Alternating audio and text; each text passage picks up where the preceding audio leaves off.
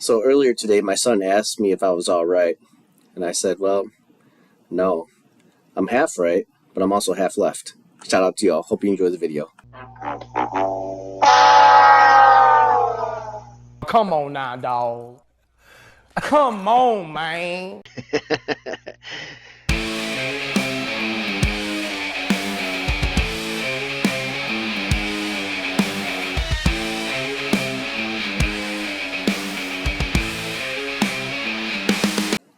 What's going on, Stat Cats? It's Mr. C here, back with another installment of Build a Stats course with me. But I'm going to be doing something a little different today. Instead of showing you how I'm creating a guided notes section, I'm actually going to show you one of the most important things, at least in my opinion, that you can do to make sure that your course is successful. Now, I've been teaching college math level courses for probably 15, 16-ish years. And, I've had some time to cycle through some experimental phases and things like that. And I would say that one of the staples, one of the most important things for teaching a college course is to have a good pacing guide, or schedule, as I like to say for short. So I'd like to put you guys up on some game today, showing you how I make my schedules or calendars. And as you're seeing on your screen here, this is what I am referring to when I say a calendar or pacing guide or schedule. And this is for a linear algebra course that I teach, and this is a schedule that I made for this upcoming fall semester. Now, one thing that you need to be aware of is when you're building a schedule, it's not necessarily the easiest process. There are a lot of different things that you want to happen with your schedule that it's going to work to your benefit and to your students' benefit. Now, in doing this, there's no perfect way of doing it, but eventually you'll find your style and resonate with the style that you like best and you can roll with consistently. And just know that sometimes things can change. Like, for example, if I'm teaching this course in the winter semester, there might be a snow day or two. Maybe there's a day where a lot of questions are being asked, so you have to kind of save some of the material you were going to teach for the next day. So lots of things can happen, but just kind of keep that in mind and adjust when necessary. Another thing too is that your schedule can impact your grading rationale, which I do plan on making another video for that in the near future. And what I mean by that is your grading rationale is what your student is going to be graded on in terms of GPA or letter grade. And I usually do mine in a point system. And depending on how flexible your schedule is, you can do a lot of fun things, or you can keep it very meat and potatoes, which is not a bad thing, especially if it's going to be your first time teaching the course, as is the case with me. So you're going to get to see me kind of fumble through this a little bit in this video. But, as long as you stick with it and have your students in mind the entire way, I'm pretty sure you're going to find yourself creating something that will work for everybody. All right, so without further ado, let me explain to you what I use. So I use Microsoft Word for a calendar. And, I usually just have the name of the course and the days that we meet throughout the semester during each week. This is just a table, just insert table and adjust the sizes to your liking. I usually have the week is the first row, Monday through Thursday. For my online courses, I usually have Monday through Sunday, so there are more columns for that, which is fine. And then your rows are organized by weeks. So in this course, I'm going to be teaching it for 15 weeks. That's going to be the same case for my stats class that we're building together. That's going to be a 15-week course as well. And usually on the first class meeting, I spend some time doing an introduction of myself, going over the syllabus, taking attendance, and then introducing any LMS systems that we're using for the course. So, for example, Blackboard, or maybe there's some online homework platforms that you're using. For a 4-day-a-week class, this is a 4-credit-hour course as well. This is going to take up the entire first day. Maybe if you get through it pretty fast, you can also introduce an icebreaker, which I've done before.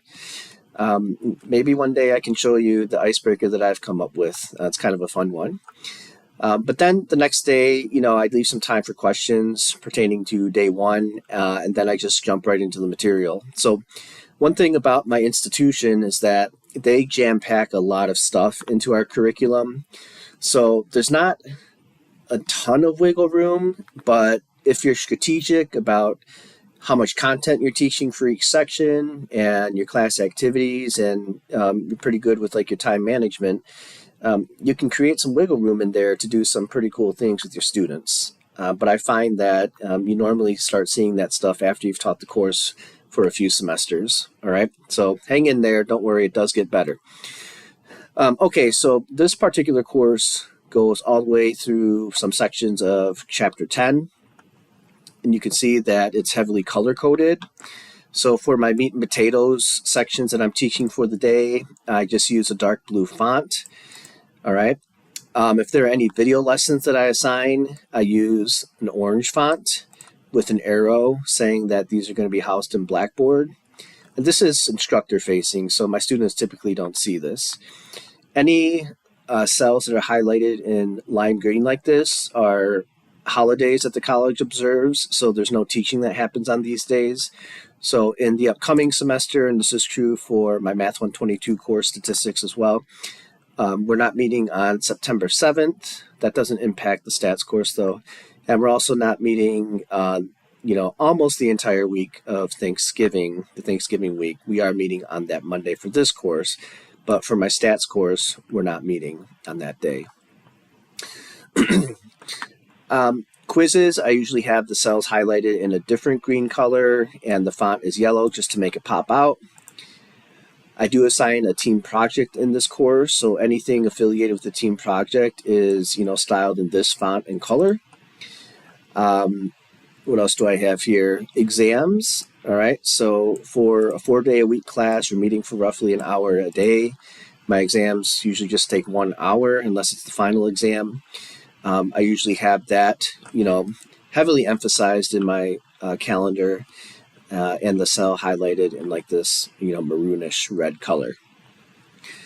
For homework collection dates, I have the cells highlighted in yellow with an indication that the particular chapter or problem sets that are due are indicated there. And then also reviews. So the thing that I like to do in my course is I like to collect the homework the day before the exam is given, for your last minute students or, for any of your high achieving students that have the homework finished but would still like to go back into your learning management system and review any of the past problems in the problem sets. Now, this might change a little bit for my stats course because the way that the course is organized, there are multiple chapters for each exam. In this particular course, linear algebra, most exams are 1 to 2 chapters. So for example, exam 1 is just on chapter 1, but exam 2 is on chapters 2 and 3. And you'll notice that there are 2 homework collection cycles between exam 1 and exam 2. And I like to break it up that way because, I mentioned last minute students, but you want to make sure that your students are working on some material within the unit.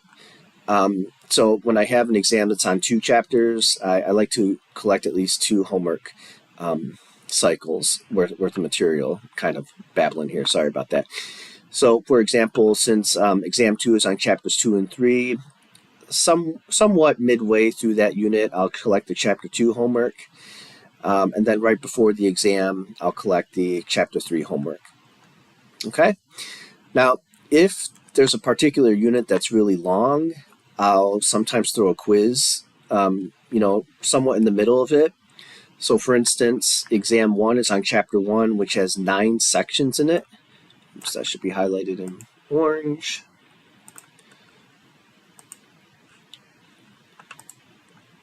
That's good enough. So because it's 9 sections, I would like the students to solidify their understanding of the material with at least the first roughly half of the unit. And you can do that by giving a quiz. All right. And then between the quiz and the exam, they can put some heavier emphasis on the later sections of that chapter. And you'll notice too that I'm going to be starting chapter 2 before the first exam, and that's really just to help us stay on schedule. There's quite a bit of breathing room in this particular course, but if you're not careful in the first few weeks, like if you find yourself sliding in the first few weeks, that can really impact the rest of your semester. All right, so I would say try to stick to your schedule as best as you can for at least the first unit, okay?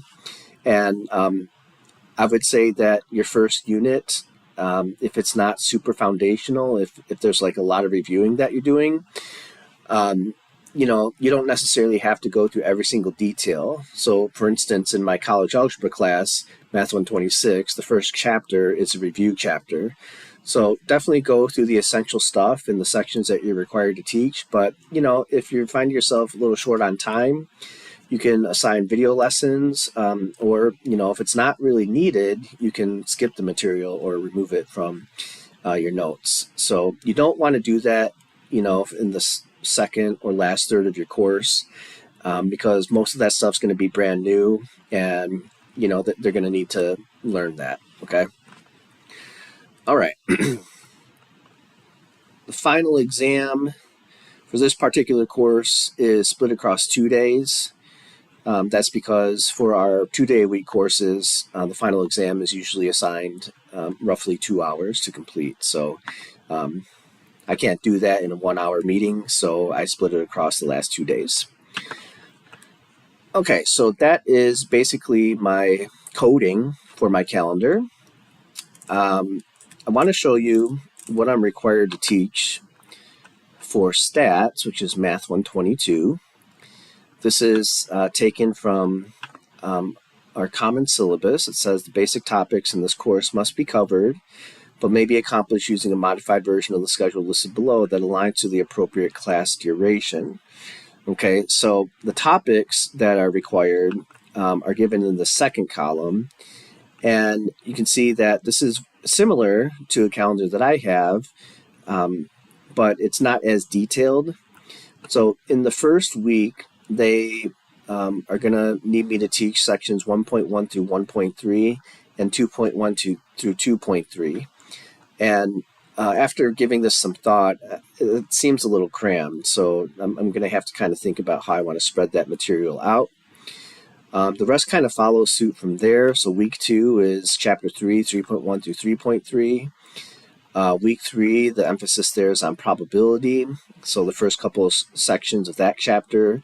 And then exam 1 is on chapters 1 through 3. So I'm likely going to have a couple of homework collections, within the first unit there. Week 4, we're finishing probability, and counting is also the last part of chapter 4, and then chapter 5 is on probability distributions. All the way down to weeks 13 and 14, this is where we're finishing off at, is chapter 13, section 6. So it looks like 13 chapters, but not every section within the chapter is included. So, for instance, as you saw here in week 13, we just do 13.1, 13.2, and then week 14, we do 13.6. And then there's a comprehensive not departmental, at least not yet, but there's comprehensive final on week 15. All right. So our job as instructors is to adhere to this as best as possible. Having been a person that creates these sorts of things for the department, we have done our best to distribute the workload as evenly as possible across weeks, but sometimes we don't always get it right. So one thing that I did is I wanted to see if ChatGPT could help me take that list of topics and conform it to this format of a calendar. Now, this particular section that I'm teaching this fall meets 2 days a week, Tuesdays and Thursdays, for just under 2 hours. So, in my previous courses, what that usually means is about 2 sections a day, all right, give or take. So I went to ChatGPT and I fed it I call it Rawski section or Rawski schedule, which is this that I showed you. And then I fed it this version of the calendar. So nothing's been populated here other than just, designations for the days that we're not meeting for class. Oh, and by the way, this bold blue line helps me separate out the weeks. So week 1 is going to be August 31st through September 7th, even though we don't meet that day. And then week 2 is going to be from September 8th through September 14th. Week 3 is September 15th through September 21st, and so on and so forth. And you catch back up after, the week of Thanksgiving. So everything kind of goes back to normal where the new weeks start on Monday. So you do have to, make sure you can fit everything, appropriately within these calendars. So I gave it this prompt. Hello, I'm wondering if you could help me create a pacing guide for my upcoming Math 122 elementary statistics course in the fall of 2026 semester. I've attached the required schedule of topics, file Rawski, but needed to be a little more specific to the calendar file, FRFR, for real, that I've also uploaded. Note that in this particular file, cells highlighted in green are holidays, and the class will not be meeting on these days as a result. Also, my particular course meets each Tuesday and Thursday from 1 to 2:53 p.m. Class sessions, the class meeting before an exam should have 1 hour dedicated toward exam review. The first Tuesday we should have 1 hour dedicated toward going through the syllabus and other course-related housekeeping items. So that's a detailed prompt, but it's not complete. It said, absolutely, I took your requested constraints into account, and it created this pacing guide for me as a first draft, which I really like, but eventually, as you'll see, later on, after some iterations, it started to kind of go wonky on me. But basically what I'm asking it to do is I'm asking it to do its best to sort of distribute the course material across the 15 weeks. And it did okay this first go around, but there are some other prompts that I wanted it. Let's see, it said, given everything we've worked on for your Math 122 course, I think we can make this pacing guide substantially more useful by incorporating which YouTube lecture to assign before class, which in-class activity or class activity you'll use, the corresponding Blackboard learning module, homework due dates, quiz exam dates, optional Corgi-themed engagement activities. That sounds really, really nice, but it's not very doable, okay? And it's kind of overwhelming at this stage in the design. So I said, let's start with just days in which each section will be taught. Exam days and review sessions will build from there. Also, the start date of the semester is August 31st. The last day the class meets is Thursday, December 17th, which will be completely dedicated toward completing the final exam. All right, so I gave it those parameters, and it came up with another mapping. But then it started noticing, okay, one thing I also noticed, there's a slight inconsistency in the department schedule. It lists exam 3s at chapter 7 through 9, but the schedule doesn't actually start chapter 9 until the following week. And so it's starting to discover some anomalies within the Rawski file. So I said, note that there are no class meetings, the dates 9/7 and 11/24 through 11/29. I forgot to specify that earlier. And so we go through this process, back and forth, and, I'm getting a lot of confidence from it and thinking, okay, it's definitely, we're going to have something here. And the final result was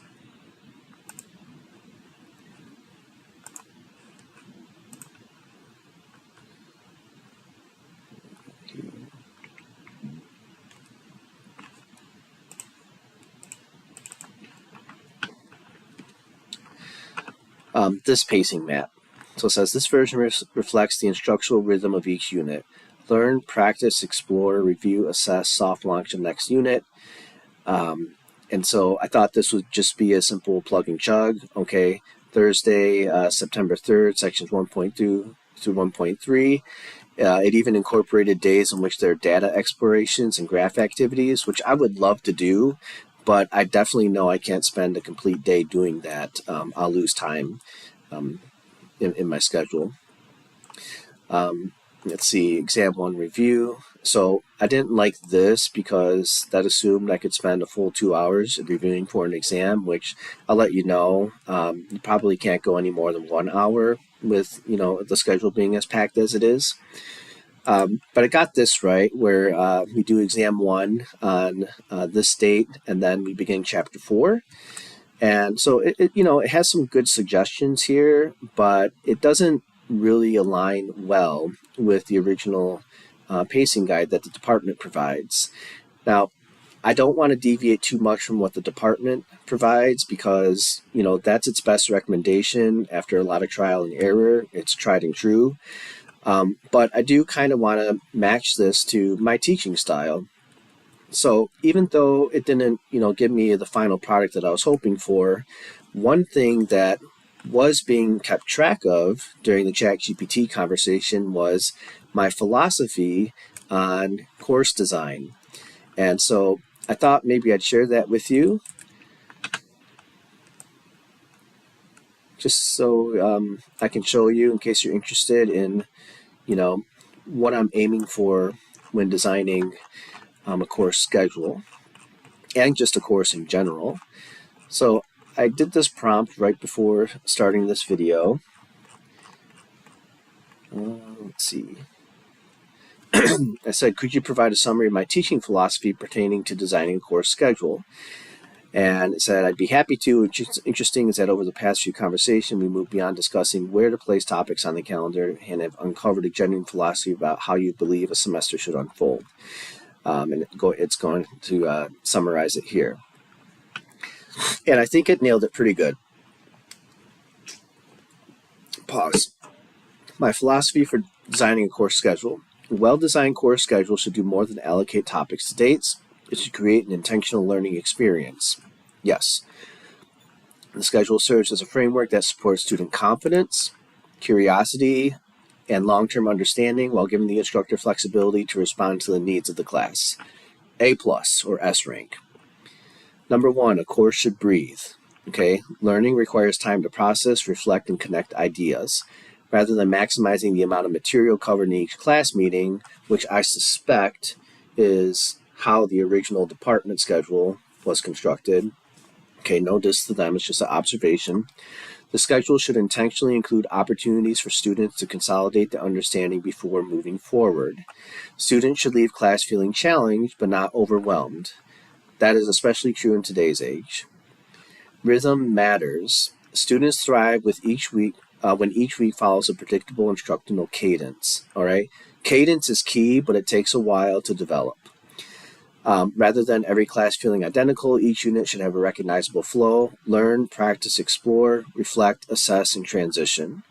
All right, that's a little woo-woo for me, but I think it kind of gets the general idea down. This rhythm reduces uncertainty while keeping the course engaging. Every class should have a purpose. All right, I think that goes without saying. Reduce unnecessary student anxiety. One of the schedule's responsibilities is managing students' cognitive load. Okay, that is important, okay? But sometimes, you do have to put pressure on them and as well as, adhere to the schedule. So keep this in mind, all right? Introducing brand new material immediately before an exam forces students to simultaneously learn, practice, and prepare for an assessment, which this is going to cause anxiety, so try to avoid that. So instead, review sessions should focus only on materials students are expected to know for the upcoming exam. All right? Build flexibility into the schedule. A good schedule is not rigid. All right? I used to be really, really rigid about my schedule, a lot more rigid than it is now. Because that's one of the things I get insecure about is falling behind. But, just understand that things happen. Sometimes it doesn't all go according to plan. So if you can build some flex in your schedule, that's going to help reduce your anxiety. Learning happens through experiences. So I have something that I do called Classitivities, where it's hands-on stuff in the classroom where we can get some practice with the topics and I can provide immediate feedback. Those are good learning experiences, and if possible, you should build them into your schedule. And you should make them count towards points for their grade. That way, it increases the probability of the student showing up to that class. Assessment should be transitions, not endpoints. So exams should mark the conclusion of one unit while simultaneously beginning the next. I don't think that's 100% accurate. Following an assessment, students should immediately encounter the opening ideas of the upcoming chapter, maintaining momentum and reinforcing. So this isn't mandatory. This is just how I run things in my class. Design for students, not the calendar. All right, as best as you can, okay? The calendar provides constraints, but it should not dictate the learning experience. Instead, instructional decisions should begin with questions such as what will help the students understand the concept, where are students most likely to struggle, and this would all be nice, all right? If you can nail all these, then more power to you. But sometimes you do have to stick to that calendar so that you can, stay on track and not get too far behind. So all in all, it says a course schedule should create confidence through rhythm, flexibility through intentional design, and deeper learning through purposeful experiences. Every class should move students forward while allowing the course and the students within it to breathe. All right. So let's see. It's I think just kind of trying to gas me up here. Instructional architecture. That's just, nice flowery language there. But I think this is the essence of it. It figured me out. And, this is what I aim for when I try to create my calendars. So going to this, okay. So what I did is I started mapping these sections that they want us to cover in each week to my actual, 2-day-a-week course calendar. During the first week, I was spending an hour doing all this, an introduction, the syllabus, going through Blackboard, going through the My Open Math platform, and then we're going to do the first section of Chapter 1, and then we're going to do sections 1.2 and 1.3. Now, if you look at their schedule they provided, they actually want us to go through 2 chapters during that first week, and I think that's a little overkill, so I tried not to squeeze it in because, I'm going to be feeling pressured and the students are going to be feeling overwhelmed. So I just decided to keep going with this cadence.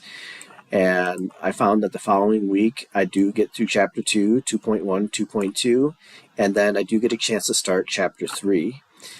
Now, according to this, by week 2, they want us to be finished with Chapter 3. So I'm like, oh, crap. Maybe I'm getting really far behind now. So I kept going. And 3.2 through 3.3 on September 15th. And then I get to start Chapter 4 in week 3. Now, if you look here, that's what should be happening. Okay, week 3, they want us to be starting Chapter 4. Now, I'm almost fully caught up at this point. Okay, I get to do 4.1, but I don't get to do 4.2. But I do have the exam falling within this week.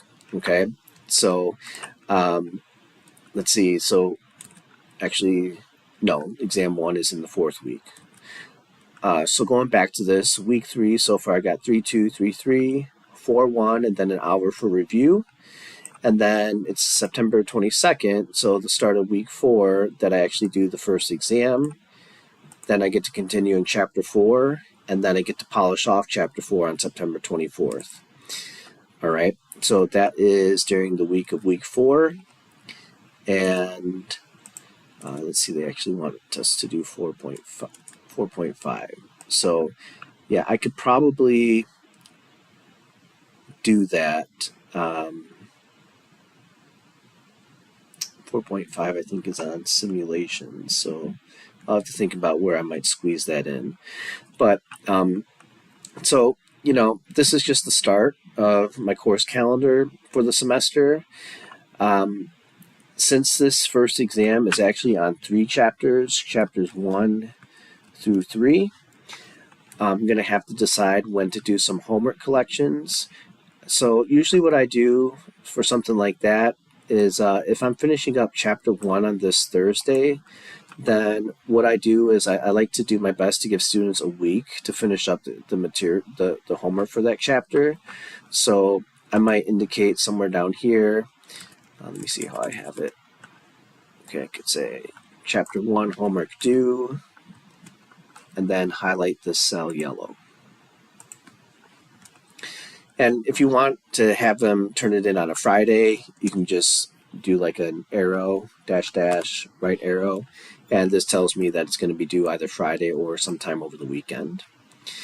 And then we're supposed to be done with chapter 2 on September 10th. So, maybe have chapter 2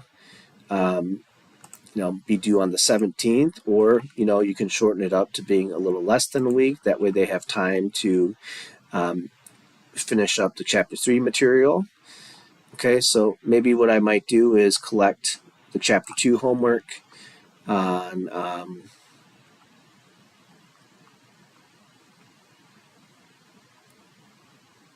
actually might do it together. So here's where the grading rationale is going to help. So each homework collection is going to be worth a certain amount of points. And depending on how many homework collections you collect, they're going to have a total amount of points allocated to their final grade. So maybe I'll, make another video where I show you how to balance the homework points out with the rest of the points for the class, like exams, the final exam, and stuff you do in class and stuff they do outside of class. But eventually you just, you'll try trial and error, and, you'll determine how many homework collections you want to happen before, the next exam, and so on and so forth. So this is really just a starting point for it, and maybe I'll do a follow-up video once this is finished, but I think video is probably long enough now, so that's where I think I'll leave it. If you guys have any questions, feel free to let me know. Otherwise, thanks for hanging in here. And if you have any suggestions or recommendations, let me know. Or if you want any of these files here, I'll be happy to provide them. All right. Otherwise, thanks for watching, and I hope you have a great rest of your day, StatCats. Keep it mathy.